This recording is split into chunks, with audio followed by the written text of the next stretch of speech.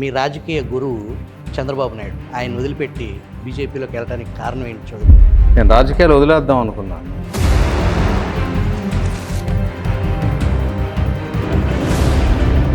వ్యక్తిత్వం కోల్పోతే ఇంక మనకు అనవసరం. నిజమేనా చిన్ని గారు?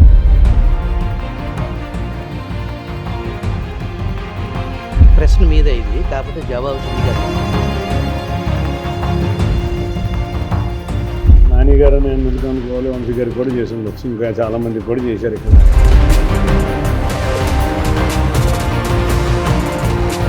కూర్చున్నప్పుడు చంద్రబాబు నాయుడు గారు 30 రోజులు డిలే చేశారు. ఈయన ఇట్లాంటి అల్లరి మాటలు మాట్లాడతాడు. ఇంత రేపో నాని విషయంలో మీరు అంత చేస్తే ఇప్పుడు ఎందుకు ఆ పరిధి దాటి ఎవరు నాకన్నా గొప్పవాడు కాదు అనుకునే తత్వం.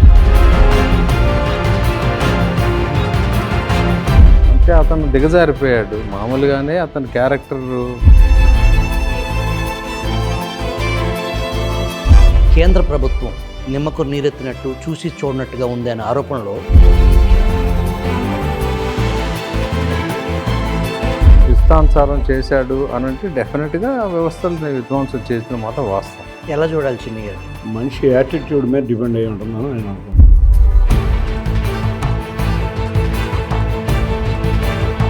వాస్తవానికి అసలు దాదాపుగా ఆ సీటు వేరే అప్పటి పరిస్థితుల ప్రకారంగా వేరే వాళ్ళకి వెళ్ళిపోయే దశలో చౌదరి గారు అడ్డుపడి పట్టుబట్టి కేశినేని నానికి ఇవ్వాల్సిందే అనేది నిజమే. అయితే ఆయనే మెయిన్ పాత్ర, మెయిన్ కూడా వారికి కూడా తెలుసు. జగన్మోహన్ రెడ్డి గ్యాంగ్ జే గ్యాంగ్ అని అదే బీజేపీలో కొంతమంది ఏమన్నా మరి భారతీయ జనతా పార్టీ వాళ్ళు వాళ్ళ సొంత అవసరాలకు ఏమైనా ఎలైన్ అయ్యారేమో కూడా నాకు తెలియదు. త్రిపుల్ విషయంలో మీరు అవకాశం కల్పించలేపారు, ఇప్పుడు మీరు స్టిల్ ఇంకా కన్ఫ్యూజ్లో ఉన్నారు. భారతీయ జనతా పార్టీ ఓన్ చేసుకోవాల్సిన నెసెసిటీ కనపడలా. నేను నాలాంటి వాడు వెళ్ళి క్వశ్చన్ చేయాలన్నా అతను మన పార్టీలో లేడు ఇప్పుడు అని అంటారు కదా.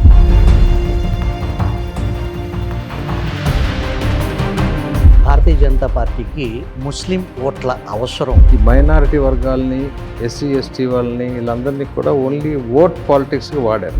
జిల్లాలో అడుగు పెట్టే నాటికి మీ పార్టీ పరిస్థితి అస్తవ్యస్తంగా ఉంది. పార్టీ అస్తవ్యస్తంగా ఎప్పుడూ లేదు, కానీ పార్టీలో గ్రూపులు ఉండేవి.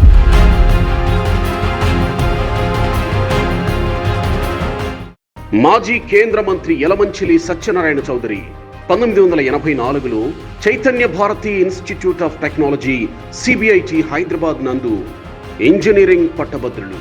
ఆ పైన కోయంబత్తూరులో ఎంటెక్ పూర్తి చేశారు. కృష్ణా జిల్లా నుంచి మొట్టమొదటి ఐపీఎస్ ఆఫీసర్ చౌదరి తాత సత్యనారాయణ చౌదరి కావడం విశేషం. సుజనా గ్రూప్ ఆఫ్ కంపెనీస్ అధినేతగా ప్రపంచానికి సుజనా చౌదరిగా పరిచయం అయ్యారు. మృదు స్వభావి. గతంలో తెలుగుదేశం అధినేత చంద్రబాబుకు అత్యంత సన్నిహితంగా, పార్టీకి వెన్నుదన్నుగా ఉండేవారు. కొన్ని ప్రత్యేక పరిస్థితుల్లో భారతీయ జనతా పార్టీలో చేరిన చౌదరి తాను స్థాపించిన సుజనా చారిటబుల్ ట్రస్ట్ను కొనసాగిస్తున్నారు. సుజనా ఫౌండేషన్ ద్వారా వేలాది మందికి సాయం చేస్తూ సేవా రంగంలో తనదైన ఘనమైన ముద్ర వేయగలిగారు. నిరుపేదలకు విద్య, వైద్యం అందించడం, కష్టాల్లో ఉన్న బాధితులకు అండగా నిలవడం, పలువురు ప్రముఖుల మన్ననలు పొందారు. ప్రత్యర్థులు సుజనా చౌదరిపై వేసిన అభండాలు అన్నీ ఇన్ని కావు. అయినప్పటికీ చిరునవ్వుతో ముందుకు సాగిపోయే తత్వం సుజనా చౌదరి సొంతం. కోవిడ్ కష్టకాలంలో తన కళ్యాణ మండపాలను ఆసుపత్రులుగా మార్చి ప్రజల అభిమానం చూరగొన్నారు. ఈ మాజీ కేంద్ర మంత్రి విజయవాడ పశ్చిమ నియోజకవర్గ కూటమి అభ్యర్థిగా బీజేపీ నుండి రంగంలోకి దిగి ప్రజల ఆశీస్సులు కోరుతున్నారు.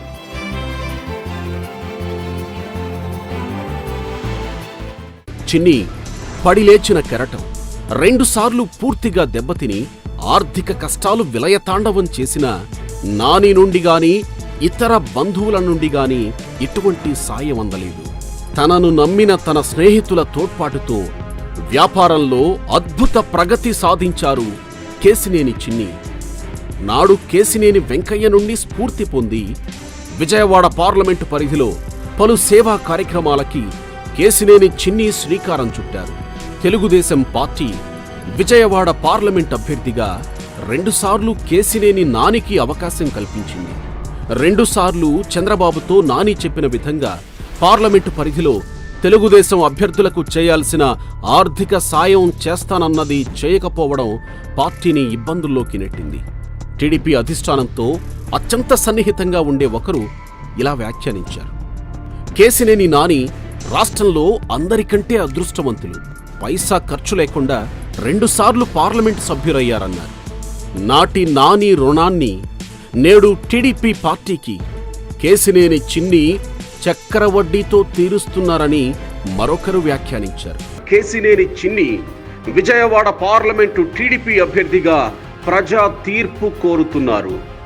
వీరిరువురి అంతరంగం తెలుగు వన్ ప్రేక్షకులకు ప్రత్యేకం. చిన్ని గారు నమస్కారం అండి. నమస్తే అండి. చౌదరి గారు నమస్కారం. నమస్కారం అండి. మీరిద్దరూ ఇక్కడ కూర్చోవడానికి ప్రధాన కారణం, మీరు చెరొక పార్టీలో ఉన్నప్పటికీ కూడా ఒకళ్ళ పాత్రలోకి ఇంకోళ్ళ పరకాయ ప్రవేశం చేశారు అనేది ప్రజల్లో వినిపిస్తున్న మాట. గతంలో మీరు టీడీపీ పార్టీలో చంద్రబాబు నాయుడుకి ఆ పార్టీకి వెనుదనుగా ఉన్నారు. ఇప్పుడు మీ ప్లేస్లో చిన్ని గారు వచ్చారు అనేది టీడీపీ కార్యకర్తలు నాయకుల నుంచి వినిపిస్తున్న మాట.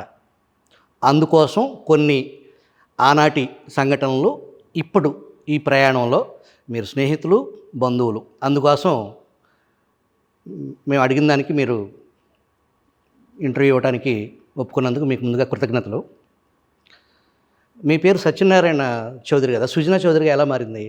మా కంపెనీల పేరు సుజనా గ్రూప్.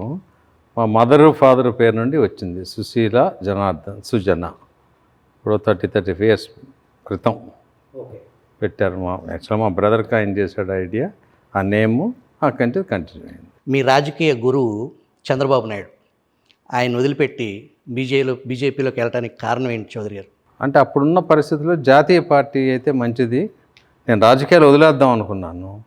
అప్పటికి నాకున్న మెంటర్ అరుణ్ జైట్లీ గారు, దురదృష్టవశాత్తు ఆయన లేరు ఇప్పుడు మనతో.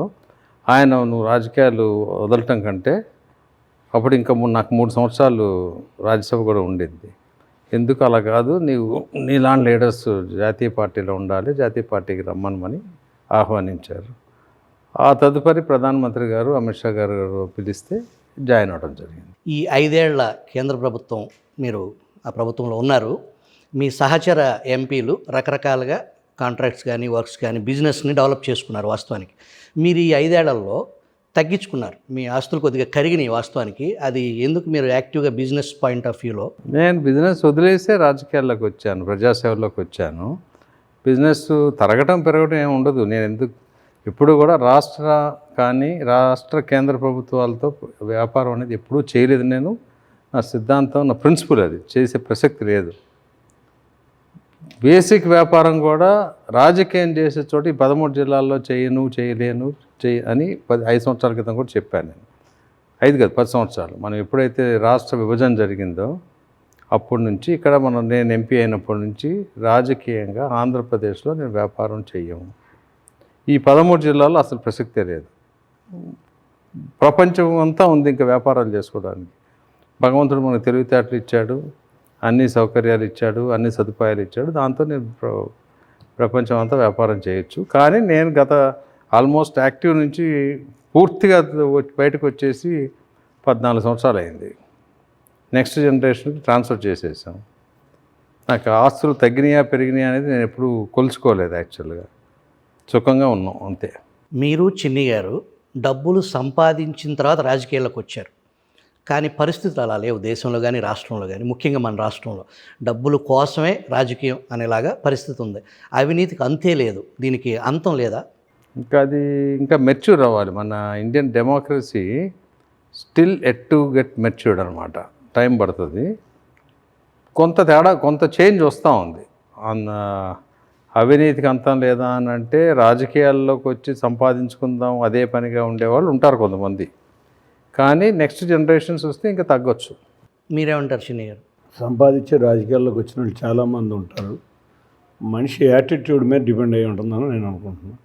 సంపాదించిన వాళ్ళు కూడా మన జగన్ రెడ్డి గారిలాగా ఇంకా డబ్బు ఆశలు పెట్టుకుని రాజకీయాల్లోకి వచ్చి సంపాదిద్దాం అనుకునే వాళ్ళు ఉంటారు.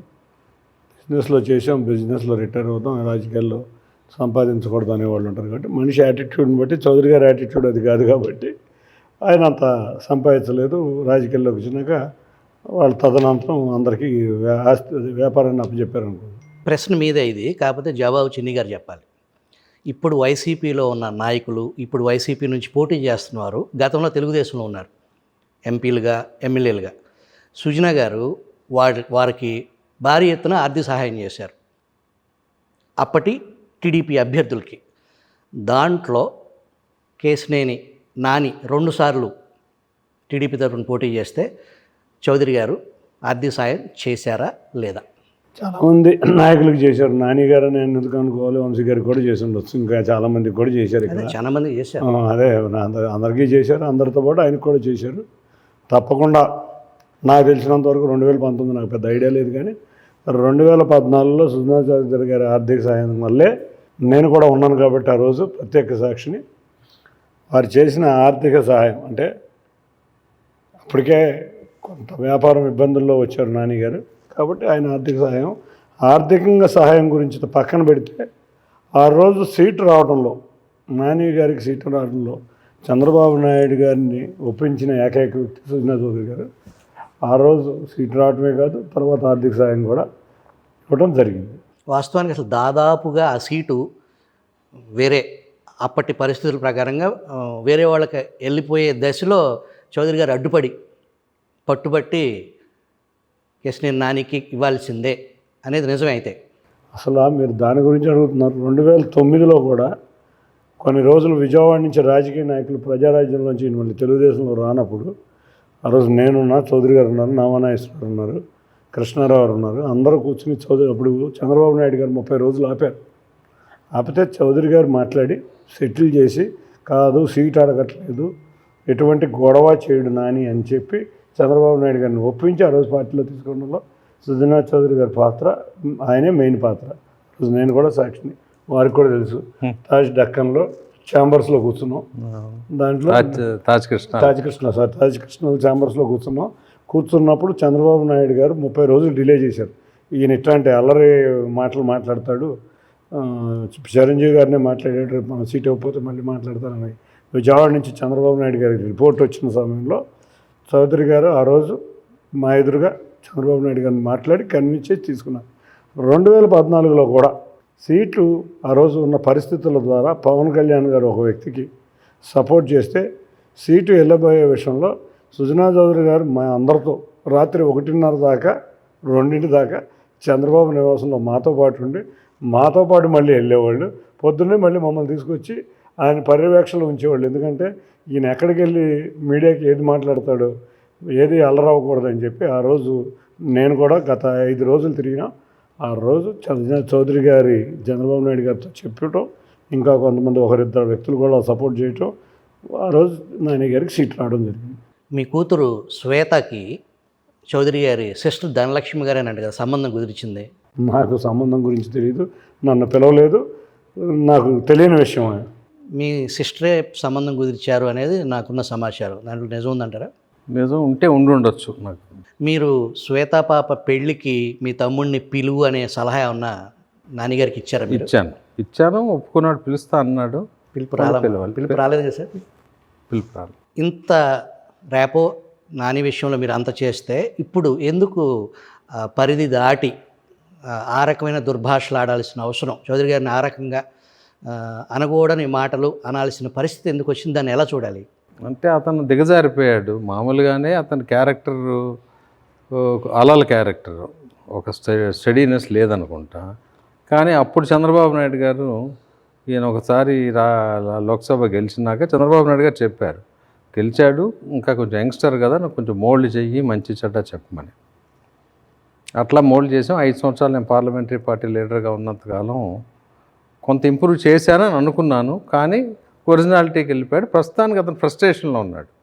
అతను చాలా దీనస్థితిలో ఉండి మాట్లాడుతున్నట్లుగా అనిపిస్తుంది నాకు. ఎలా చూడాలి చిన్ని గారు? ఎవరు నాకన్నా గొప్పవాడు కాదు అనుకునే తత్వం. అంతేకాకుండా ఇవాళ టీడీపీ జగన్ను మెప్పించాలంటే ఏదో ఒక విషయంలో చంద్రబాబు నాయుడు గారిని తిట్టాలి. తన స్థాయి మించిన వ్యక్తుల్ని తిడితేనే ఇవాళ మీడియాలో కనబడగలదు. కాబట్టి చంద్రబాబు నాయుడు గారినో, లోకేష్ గారినో, సుజనా చౌదరి గారినో తిడుతున్నానని నేను అనుకున్నాను. అంతేకాకుండా ఇట్లన్నిటికన్నా ముందు వ్యక్తికి ఈర్ష్య. ఆ ఈర్ష్య ఏంటంటే చౌదరి గారు ఇక్కడి నుంచి నుంచున్నారు అంటే ఒక ఈర్ష్య. అంతేకాకుండా నాకు సీట్ రాకుండా పోయిందని ఇంకొక ఈర్ష్య.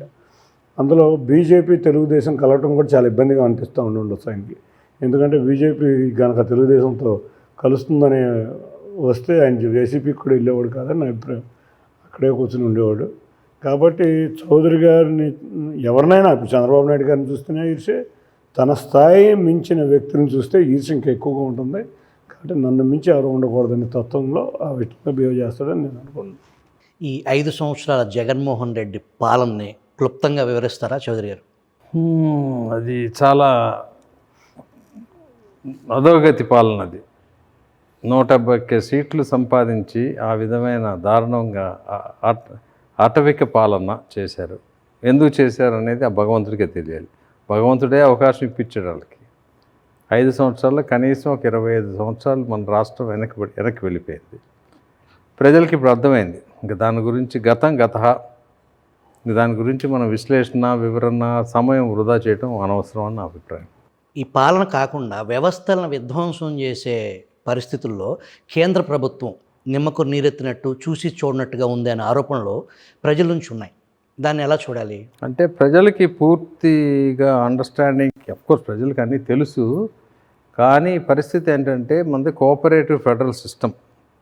సో రాష్ట్ర ప్రభుత్వాలకి స్వయం ఇండిపెండెన్స్ ఉంది ఎక్కువ. ఇండిపెండెన్స్ ఉండటంతో ఎక్కువ ఇంటర్ఫీర్ కాలేరు. తర్వాత ఇన్వెస్టిగేషన్స్ అవి ఇవి అయితే వేరే వ్యవహారం, కానీ ప్రతి దాంట్లో ఇంటర్ఫీర్ కాలేరు. సరైన సమయంలో సరైన నిర్ణయం తీసుకుంటారు జనరల్గా. లేకపోతే బర్తరఫ్ చేయాలి గవర్నమెంట్ని. ఇప్పుడు ఆ బర్తరఫ్ చేసే విధంగా లేవు ఇప్పుడున్న రోజులు. అంత పెద్ద మెజారిటీ ఉన్నప్పుడు సెంట్రల్ గవర్నమెంటు వార్నింగ్ ఇచ్చింది చాలా సందర్భాల్లో.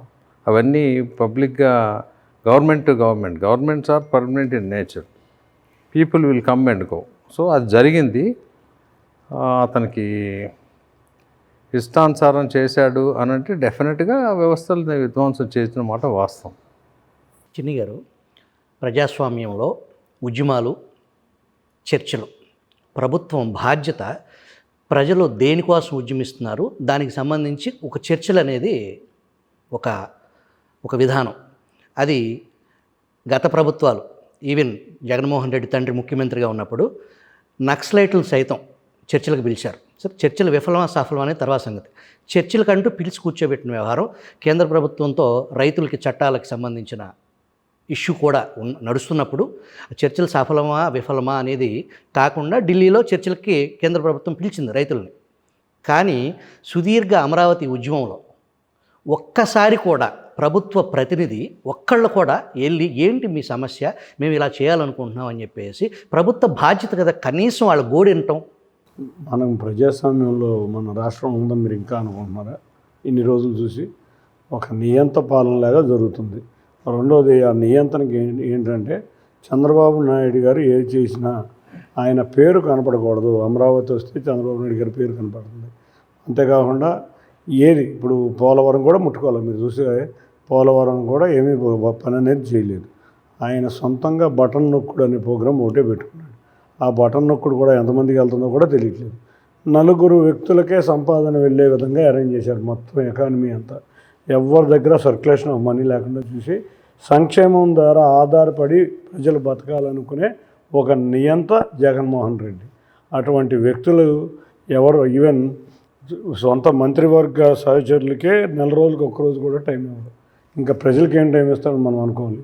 అందరూ కూడా పప్పులో గాలేశారు. ఏదో నవరత్నాలు, ఒక్క ఛాన్సు, ఏదో చేసేస్తాడు అని అతని మీద ఆశపడ్డారు. అతని యొక్క నైజం ఇప్పుడు అందరికీ అర్థమైంది. కాబట్టి ప్రజలు తీవ్ర వ్యతిరేకతతో ఉన్నారు.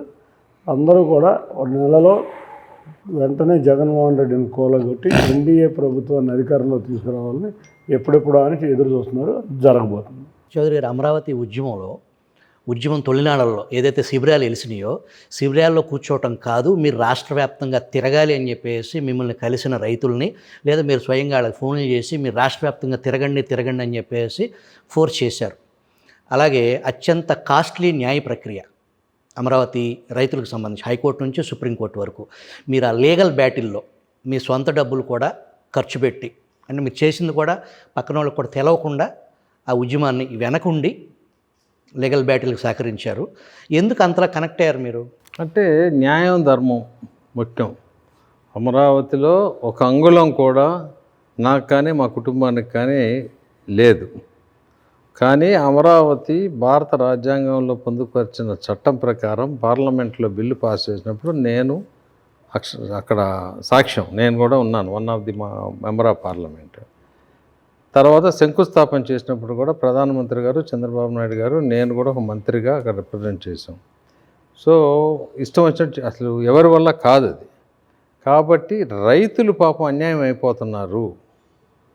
ఎందుకంటే రైతుల ఆశతో వాళ్ళ ప్లానింగు బడ్జెట్ అన్నీ మార్చుకున్నారు. ఆ సందర్భంగా ఎవరికి తెలియకుండా కాదు, అందరికీ తెలిసే చేశాను నేను. అది దాంట్లో భారతీయ జనతా పార్టీలో మొట్టమొదటి తీర్మానం పాస్ చేయించింది నేనే చేసి అప్పుడు ఉన్న మా అధ్యక్షులు గారితో కన్విన్స్ చేసి నేను సెంట్రల్ గవర్నమెంట్లో కూడా కేంద్ర మా అధిష్టానంతో కూడా మాట్లాడే నేను అసోసియేట్ అయ్యాను దాంతో. తర్వాత లీగల్ బ్యాటిల్ అంటే ఆ విధంగా వీళ్ళు అదంతా ఆ ఉసురంతా ఈ స్టేట్ గవర్నమెంట్కి జగన్మోహన్ రెడ్డి గారి పార్టీ తగిలి తీరుతుంది. ఎందుకంటే అంత ఏడిపించారు రైతుల్ని.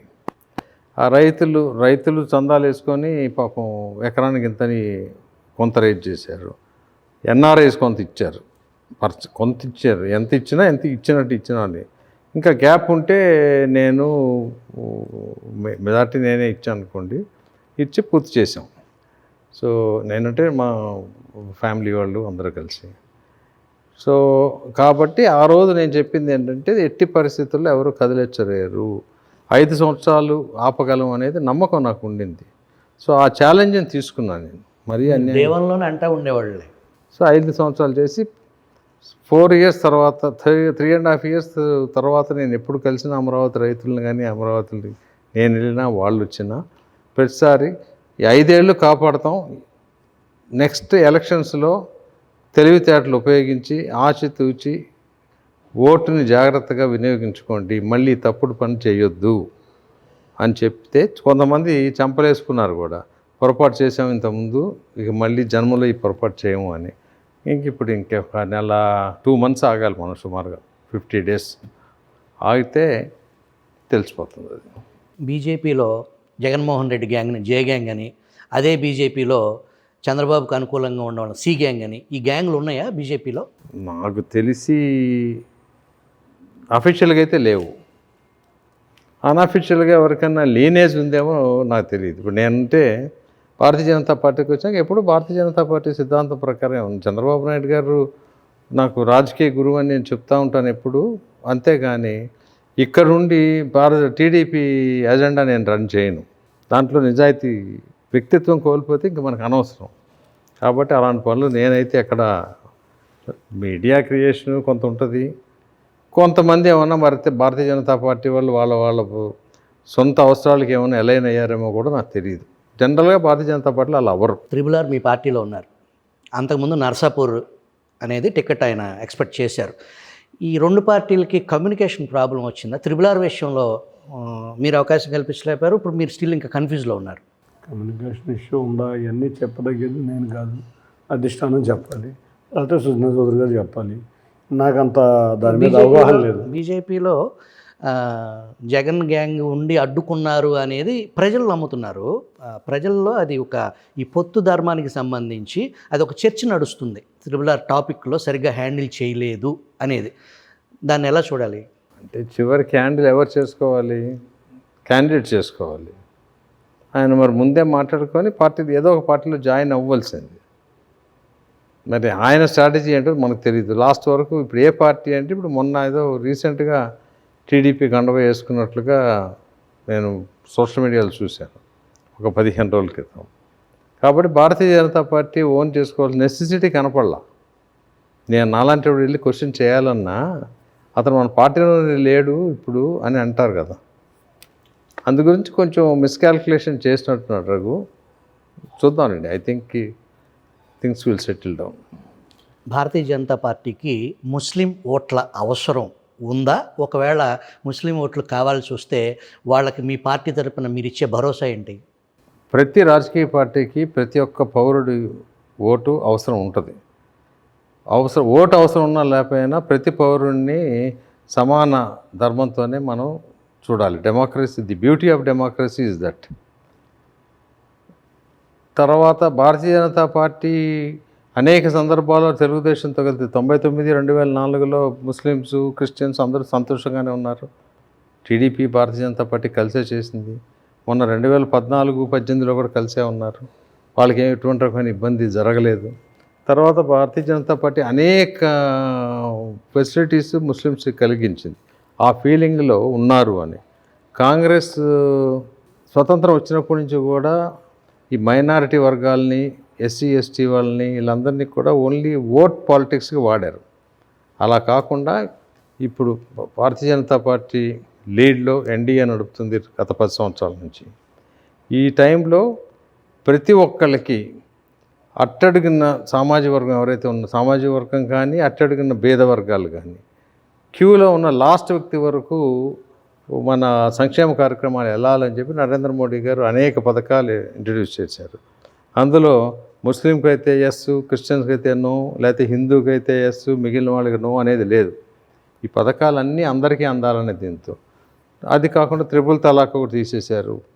ముస్లిం మహిళలు ఎంతో సంతోషంగా ఉన్నారు. ఇట్లా అనేక ఫెసిలిటీస్ ఉన్నాయి వాళ్ళకి. ఎక్కడైనా హజ్ హౌస్లు కట్టుకోవాలన్నా, చేయాలన్నా సపోర్ట్ చేస్తూనే ఉన్నారు. సో ఇంత పెద్ద విశాలమైన భారతదేశంలో వాళ్ళు మమేకం అయిపోయి బ్రహ్మాండంగా ఎక్కడ పెద్దగా ఇష్యూస్ ఏమి లేవు. దాన్ని హిందూ ముస్లిం ఇష్యూస్ అన్నీ ఊరినే క్రియేషన్ ఎక్కువ. ఏదేమైనప్పటికీ వైబిలిటీ ఫ్యాక్టర్ చూసుకొని వాళ్ళు కలిసి ఉత్తరప్రదేశ్ లాంటినే వాళ్ళు శుభ్రంగా సపోర్ట్ చేశారు. అందరూ కలిసి ప్రభుత్వం నడుపుతున్నారు. బీహార్ నడుపుతున్నారు. అన్ని చోట్ల ఉంది కదా. గుజరాత్లో లేరా?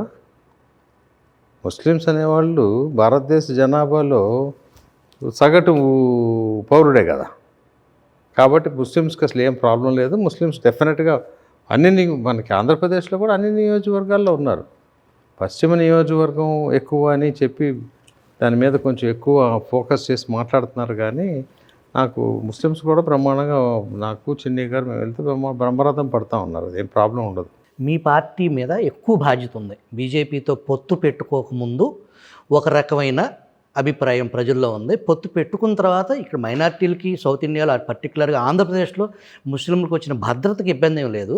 అది నాలెడ్జ్ ఉన్న పర్సన్స్కి తెలుసు. కానీ వైసీపీ సోషల్ మీడియా కానీ, కొంత మెయిన్ స్ట్రీమ్ మీడియా కానీ అపోహలు క్రియేట్ చేసే వ్యవహారంలో ఆ ముస్లిమ్స్కి మీ పార్టీ భరోసా ఏ విధంగా కల్పిస్తుంది? వాళ్ళని ఎలా కన్విన్స్ చేస్తారు మీరు? మీరు అనుకున్నట్టు ముస్లింలో అట్లాంటి అభద్రతాభావం ఏమీ లేదు. ముందుగా వాళ్ళందరికీ తెలుసు 2014 నుంచి 19 వరకు మేము ఎన్డీఏలోనే ఉన్నాం. తప్పకుండా చంద్రబాబు నాయుడు గారు ఎన్డీఏలో ఉన్న ఎటువంటి పరిస్థితుల్లో ముస్లిం మైనారిటీల పరిరక్షణ ప్రధాన బాధ్యత తీసుకుంటామని ఆయన మొన్న కూడా చెప్పారు, ఇప్పుడు చెప్తానే ఉన్నారు. అంతేకాకుండా ముస్లింలకి ఎన్నో పథకాలు మాకు చంద్రబాబు నాయుడు గారు 2014 నుంచి 19 వరకు ఎన్డీఏ ప్రభుత్వంలోనే మేము ఇచ్చాం. మీరు చూస్తే రంజాన్ తోఫాలు, అంతేకాకుండా ఎక్కడికక్కడ దులాన్ దుల్హనియా పథకం, ఇటువంటి ఎన్నో పథకాలు ప్రవేశపెట్టాం. ఈ ప్రభుత్వం నా మైనారిటీలు, నా ఎస్సీలు, నా బీసీలు అని అన్ని వర్గాలని అనగదొక్కింది. ఈ మైనారిటీలకి ఈ ప్రభుత్వం చేసింది ఏమీ లేదు. చూస్తే ఎన్నో దాడులు జరిగినాయి. నంద్యాల లాంటి చోట ఒక కుటుంబం ఆత్మహత్య చేసుకోవడానికి కూడా వైసీపీ నాయకులే కారకులయ్యారు. మొన్న ఈ మధ్య అనంతపూర్లో ఒక మహిళని చెప్పుతో కొట్టారు. అది కూడా పవిత్ర రంజాన్ మాసంలో కొట్టారు. ఇవాళ ముస్లిం మైనారిటీలు అందరూ తెలుగుదేశాన్ని మా భద్రతను ఆలోచిస్తున్నారు. తప్పకుండా చంద్రబాబు నాయుడు గారు రావాలి. ముఖ్యంగా వాళ్ళు ఆలోచించేది ఏంటంటే పిల్లలు బాగా చదువుకోవాలనుకుంటున్నారు. కాబట్టి మేము ఒక పథకం ప్రవేశపెట్టాం. ఎంతమంది పిల్లలు చదివితే అన్ని 15,000.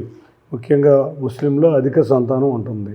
కాబట్టి 3, 4 ఉన్న పిల్లలకు కూడా ప్రతి ఒక్కరికి 4 ఉంటే 60,000, 5 ఉంటే 75,000 చొప్పున వాళ్ళ చదువు నిమిత్తం ముస్లిం మహిళల అకౌంట్లో పడబోతున్నాయి. కాబట్టి వాళ్ళందరూ కూడా ఆసక్తిగా ఎదురు చూస్తున్నారు ఎప్పుడు ప్రభుత్వం తెద్దామని. అక్కడ బీజేపీయా, తెలుగుదేశమా ఇంకా అనేది కాదు, వాళ్ళ బిడ్డల భవిష్యత్తు, రాష్ట్ర భవిష్యత్తు, అమరావతి భవిష్యత్తు కోసమే మైనార్టీలు చూస్తున్నారు. మీరు సేవా కార్యక్రమాల్లో జిల్లాలో అడుగుపెట్టే నాటికి మీ పార్టీ పరిస్థితి అస్తవ్యస్తంగా ఉంది. చాప కింద నీరులాగా దాన్ని నీట్గా సెట్ చేశారు. మీ విజయ రహస్యం ఏంటి? పార్టీ అస్తవ్యస్తంగా ఎప్పుడూ లేదు, కానీ పార్టీలో గ్రూపులు ఉండేవి. పార్టీ ఎప్పుడూ కృష్ణా జిల్లా తెలుగుదేశం పార్టీ ఎప్పుడూ స్ట్రాంగ్, అందులో విజయవాడ పార్లమెంట్ నియోజకవర్గంలో తెలుగుదేశం అనేది చాలా స్ట్రాంగ్గా ఉండేది. కానీ గ్రూప్ రాజకీయాలు అంటే కొంత కోవర్ట్ ఆపరేషన్ చేసిన నాయకుల వల్ల ఎక్కడ గ్రూపులుగా విడగొట్టి పార్టీని అస్తవ్యస్తంగా తయారు చేశారు. కానీ నేను వచ్చి సేవా కార్యక్రమాలు చేస్తా తెలుగుదేశం పార్టీని అందరు నాయకుల్ని కలిపి జరిగిన పొరపాట్లు మేమందరం తెలుసుకుని ఏకత్రాటి మీద వచ్చాం. అంతేగాని అస్తవ్యస్తంగా ఏ రోజు పార్టీ లేదు. మీ పార్టీలో 2 పవర్ సెంటర్స్ ఉన్నాయి. ఒకటి చంద్రబాబు నాయుడు, 2 లోకేష్. చంద్రబాబు గారి దగ్గరికి వెళ్ళే చొరవగా యాక్సెస్ ఉండి వెళ్ళేవాళ్ళు ఆయన దగ్గరికి వెళ్ళి చెప్పాల్సింది తెలుసుకోవాల్సింది, అట్లాగే లోకేష్ దగ్గరికి వెళ్ళి చెప్పాల్సింది తెలుసుకోవాల్సింది యాక్సెస్. అట్లా వర్గాలు కాదు అయ్యి 2 సెంటర్స్ యాక్సెస్, ఈజీ యాక్సెస్గా ఉండి కొంతమందికి ఇక్కడ ఒక 20 మందికి అక్కడ ఒక 10 మందికి అన్నట్టు.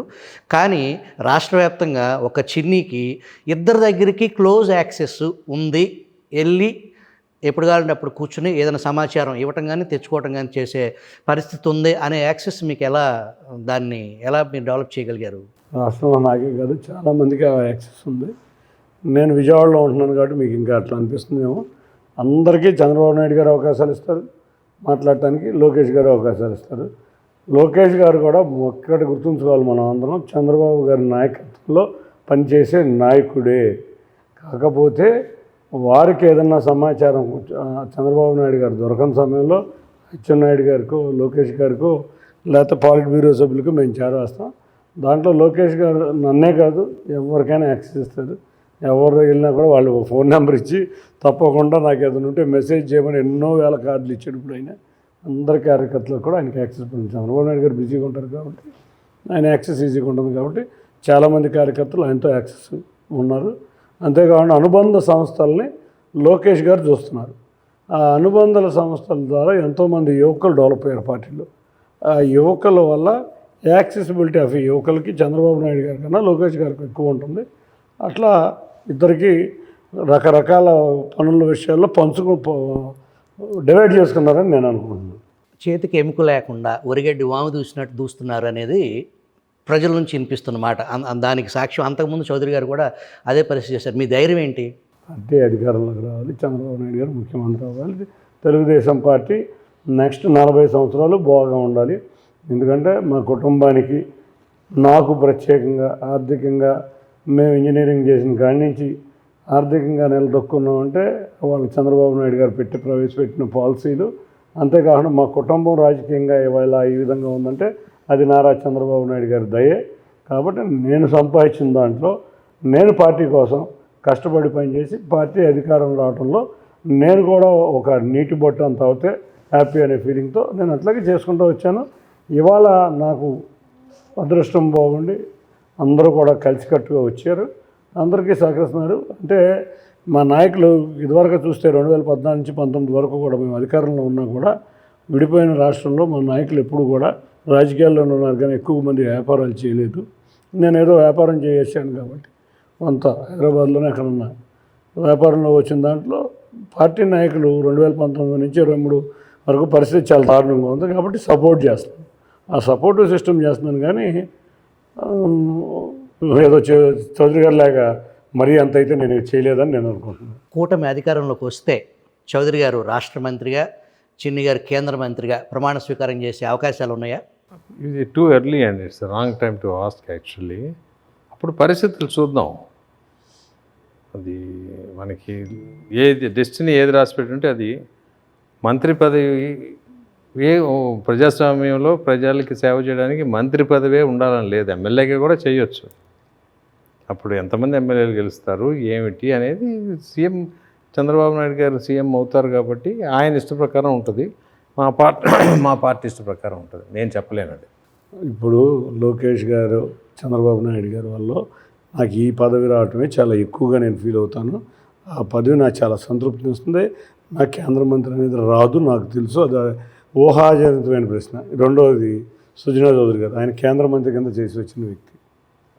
అటువంటి వారికి తప్పకుండా రావాలని అందరం ఆశిద్దాం. ఎందుకంటే వాళ్ళు విజయవాడ పశ్చిమ నియోజకవర్గం నుంచి ఆయన ప్రత్యక్ష రాజకీయాల్లోకి వచ్చారు. ఆ నియోజకవర్గం బాగా వెనకబడిపోయిన నియోజకవర్గం. అటువంటి నియోజకవర్గం అభివృద్ధి చౌదరి గారు లాంటి వాళ్ళు వస్తేనే జరుగుద్ది. ఎందుకంటే అటు నరేంద్ర మోడీ గారిని కానీ ఇటు చంద్రబాబు నాయుడు గారిని కానీ ఏ రోజైనా వెళ్ళి మాట్లాడగలిగే వ్యక్తి కాబట్టి ఆయనకు మంత్రి పదవి రావాలని మేమందరం ఆశిస్తున్నాం. నాకు మాత్రం ఇప్పుడు గెలవబోయేది చాలా నా జీవితంలో ఒక అద్భుతం అనుకుంటున్నాను. దీంతో సంతృప్తి పొందుతాను. విశాలమైన ఢిల్లీ రోడ్లు వదిలిపెట్టి వన్ టౌన్ చిన్న చిన్న గల్లీ రోడ్లలో తిరుగుతున్నారు మీరు. ఏమనిపిస్తుంది సార్ మీకు? నాకు చాలా సంతోషంగా ఉంది. ప్రత్యక్ష రాజకీయాల్లోకి నేను ఆలస్యంగా వచ్చానా అనే ప్రశ్న ఉంది నా మనసులో.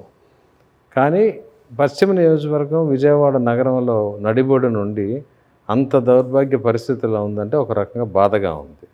ఇప్పుడు నేను నెల రోజులు తిరుగుతా, తర్వాత ప్రజలు వస్తారు, సేవ చేస్తూ ఉంటాం, అభివృద్ధి కార్యక్రమంలో పడుతుంది. కానీ ఇది మంచి platform to prove our metal. నా సమర్థత సామర్థ్యాన్ని నిరూపించుకోవడానికి, ప్రజల మెప్పు పొందడానికి మంచి అవకాశం ఇది. ఆల్రెడీ నేను ఏదో సిటీ ఎమ్మెల్యేను, ఇంకోటి విజయవాడ, ఇంకో చోట అయితే పెద్ద అవకాశాలు ఉండకపోవచ్చు. కానీ ఇది మాత్రం నాకు చాలా ఇదిగా ఉంది. సరే, ఈ ఢిల్లీ వీధులు అంటే ప్రపంచంలోనే అనేక వీధులన్నీ చూసేసాను నేను. వ్యాపారీత్యా ప్రపంచం అంతా తిరిగి వచ్చా. రాజకీయాల్లో ఢిల్లీలో కంఫర్ట్ జోన్. కంఫర్ట్ ఢిల్లీ అయినా ఇప్పుడు విజయవాడకి ఏమి కంఫర్ట్ తక్కువ ఉంది మన వరకు. కానీ ప్రజల కంఫర్ట్ లేదు. ఆ ప్రజల కంఫర్ట్ చేయటంలోనే మనకి ఒక సాటిస్ఫాక్షన్ ఉంటుంది, సంతృప్తి. సో ఆ సంకల్పంతో ఉన్నాం. డెఫినెట్గా ఎంజాయ్ చేయటం మొదలు పెట్టాలి, అంతే. చిన్ని గారు, మీ నాయకుడు నారా లోకేష్ ఏదైతే రెడ్ బుక్ ప్రిపేర్ చేశారో దాంట్లో ఉన్న పేర్లపై చర్యలు ఉంటాయా? తప్పకుండా. చంద్రబాబు ఒప్పుకుంటారా? ఎందుకు ఒప్పుకోరు? దొంగ కేసులు పెట్టిన అధికారులని పక్క రాష్ట్రాల్లో సమీక్షించట్లేదు, అట్లాగే మేము చేస్తాం. తప్పకుండా చంద్రబాబు నాయుడు గారు కూడా ఒప్పుకుంటారు. ఎందుకంటే ఇంత దారుణమైన పరిస్థితి కార్యకర్త ఎప్పుడూ అనుభవించలేదు. అంటే మేము అధికారులు తప్పు చేసిన అధికారులనే అంటున్నాం, అంతేగాని మేము ఏదో వేరేది చేస్తామని అట్లా. తప్పు చేసిన అధికారులను శిక్షించాలి కదా, దాన్ని ఎవరు కాదంటారు? విజయవాడ పార్లమెంటు ప్రధాన సమస్యలు ఏంటి, దానికి మీరు సూచించే పరిష్కారాలు ఏంటి? విజయవాడ పార్లమెంట్లో చాలా సమస్యలు ఉన్నాయి. కానీ నేను కోరుకునేది ప్రతి సగటు మనిషి జీవన ప్రమాణాలు పెరగాలి. ఎందుకంటే ఎక్కువ మంది డే టు డే వర్కర్లు ఎక్కువ మంది ఉన్నారు, కార్మికులు ఎక్కువ మంది ఉన్నారు. ఇక విజయవాడ రూరల్ ప్రాంతంకి వచ్చేపాటికి మెయిన్గా కృష్ణానది ఉన్న తాగునీటి మంచినీటి సమస్య ఉంది. ఈ తాగునీటి మంచినీటి సమస్య తీరాలంటే తప్పకుండా మనం ఆల్రెడీ పులిచింతలు కట్టాము, పట్టిసీమ తెచ్చాము, అయినా కూడా ఎన్నో లిఫ్ట్ ఇరిగేషన్లు పనిచేయట్లేదు. అటువంటి లిఫ్ట్ ఇరిగేషన్లు పనిచేయాలి. అంతేకాకుండా చింతలపూడి ఎత్తిపోతల పథకం తప్పకుండా ప్రభుత్వం పూర్తి చేస్తే తిరువూరు కానీ మైలవరం కానీ తాగునీరు మంచినీటి సమస్య నివృత్తి. ఇదే మెయిన్ ప్రధాన సమస్య కాకుండా ఎక్కడైనా ఎస్సీ కాలనీల్లో కానీ బీసీ కాలనీల్లో కానీ లైట్లు మేమే వేసాం, రోడ్లు మేమే పెట్టాము. ఎన్డీఏ గవర్నమెంట్ అప్పుడు అన్ని చోట్ల ఎల్ఈడీ లైట్లు మేము ఆంధ్రప్రదేశ్ ఎక్కువ యూటిలైజ్ చేసుకుని లైట్లు మేము వేసాం. అన్ని ఎస్సీ బీసీ కాలనీల్లో రోడ్లు వేసాం. రోడ్లు పూర్తయి మేము డ్రైనేజ్ పనులు పూర్తి చేసే సమయానికి మా అధికారం కోల్పోయాం. ప్రతి ఎస్సీ బీసీ కాలనీలో డ్రైనేజ్ పనులు పూర్తి చేయాలి. ప్రభుత్వం మీద ఆధారపడకుండా తప్పకుండా అక్కడ ప్రతి ఎస్సీ బీసీ కాలనీలో ఆర్ఓ ప్లాంట్లు పెట్టాలనేదే నా యొక్క ముఖ్య ఉద్దేశం. అది సిఎస్ఆర్ యాక్టివిటీ ద్వారా అవ్వచ్చు, ఎక్కడో స్థిరపడి ఎన్నో గ్రామాల్లో ఉన్న ఎన్ఆర్ఐల వల్ల కావచ్చు. తప్పకుండా ఆ సమస్యను మొదటి 2 సంవత్సరాల్లో తీర్చాలనుకున్నాం. ఇక అన్నిటికన్నా విజయవాడ పట్టణంలో ఎట్లాగో చౌదరి గారు అభివృద్ధి చూస్తారు, మిగతా చూస్తారు. నేనైతే ఆటోమొబైల్ అసోసియేషన్, బిల్డింగ్ వర్కర్లు, ఈ రెండే ప్రధాన ఇండస్ట్రీ ఇక్కడ, మిగతాదంతా వాణిజ్యం. ఈ రెండిటి యొక్క upgradation, technology upgradation with skill development. నిజంగా ఇవాళ వెహికల్ డయాగ్నోసిస్ అన్ని సిస్టమ్స్ మీద చేస్తున్నాయి. మాకు ఒక్క స్కిల్ డెవలప్మెంట్ సెంటర్ ఆటో నగర్లో లేదు. ఎంతోమంది ఉపాధి కోల్పోతున్నారు. అంతేకాకుండా ఎంతో టెక్నాలజీ, పెయింటర్స్ ఉన్నారు, హీట్ రూమ్ పెయింట్స్, ఇటువంటివన్నీ సిఎస్ఆర్ యాక్టివిటీ దాకా. అంటే టాటాలు ఉన్నారు, అశోక్ లైలాండ్ ఉన్నారు, ఇక్కడ అమ్ముకుంటున్నారు. ఇక్కడ సిఎస్ఆర్ యాక్టివిటీ వల్ల చేయొచ్చు. చౌదరి గారు సహకారం తీసుకుని అటువంటి టెక్నాలజీ అప్గ్రేడేషన్ చేసి ఇవాళ సగటు కార్మికుడి యొక్క జీవన ప్రమాణాలు పెంచడం నా యొక్క ముఖ్య ఉద్దేశం. పెద్ద ఎజెండా లేదు, ఇదే నాకు మెయిన్. ఎందుకంటే 1,00,000 కుటుంబాలు ఆటోమొబైల్ మీద డిపెండ్ అయి ఉన్నాయి, 30,000 కుటుంబాలు బిల్డింగ్ వర్కర్స్ మీద డిపెండ్ అయ్యి. వాళ్ళ టెక్నాలజీ పెంచడమే నా ఉద్దేశం. చౌదరి గారు, రాష్ట్రంలో ఈనాడు, ఆంధ్రజ్యోతి అని 2 పత్రికలు ఉన్నాయి. పత్రికల ధర్మం, జర్నలిజం పరమావధి ప్రశ్నించడం. ప్రభుత్వాలను ప్రశ్నిస్తే దాన్ని ఆ ప్రభుత్వాలు సరి చేసుకుంటే దాని నుంచి తప్పుని సరి చేసుకుని ప్రజలకి ఉపయోగపడే రకంగా మార్పు కోసమే జర్నలిజం బాధ్యత. ఇవాళ ఈనాడులో ఒక వార్త వస్తే దాన్ని తెల్లారి సాక్షిలో సపరేట్గా ఒక కాలం పెట్టి ఆ పత్రిక అధినేత రామోజీరావుని తిట్టడం కోసమే రాసే పరిస్థితి వాస్తవానికి ఈనాడు పత్రికలో కానీ ఆంధ్రజ్యోతి పత్రికలో కానీ ప్రభుత్వ వైఫల్యం మీద, ప్రభుత్వంలో జరుగుతున్న తప్పుల మీద వార్తది.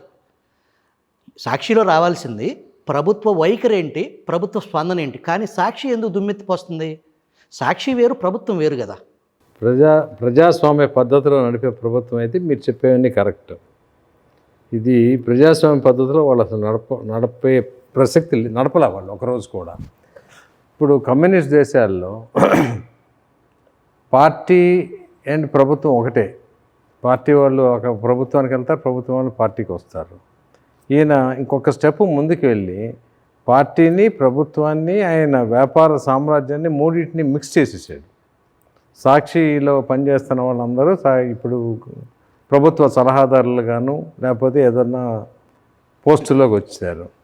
సాక్షికి మ్యాక్సిమం బిజినెస్ ఇస్తారు. కాబట్టి అది అట్లాగే రాజకీయాల్లో ఉన్నవాళ్ళు, అదే వాళ్ళ పార్టీలో ఉన్న వాళ్ళందరికీ కాంట్రాక్ట్లు, mining, sand mining, liquor, own brands అన్నీ చేసుకుంటూ వచ్చారు. ప్రభుత్వంలో కూడా బ్యూరోక్రాట్స్ అందరూ కూడా చాలా డైల్యూట్ అయిపోయారు. అతను అన్న కానీ ఓవరాల్గా బ్యూరోక్రాట్స్ మాత్రం గత 5 సంవత్సరాల్లో వాళ్ళ బేసిక్ స్టాండర్డ్స్ని చాలా దిగదార్చుకునే విధంగా కనపడుతూ ఉంది నాకు. కాబట్టి దానికి సమాధానం అనేది లేదు. అది వాళ్ళకి చేతనైంది, అది అటవిక పాలన అని చెప్పాను కదా, అలా చేశారు. అది సస్టైనబుల్ కాదు.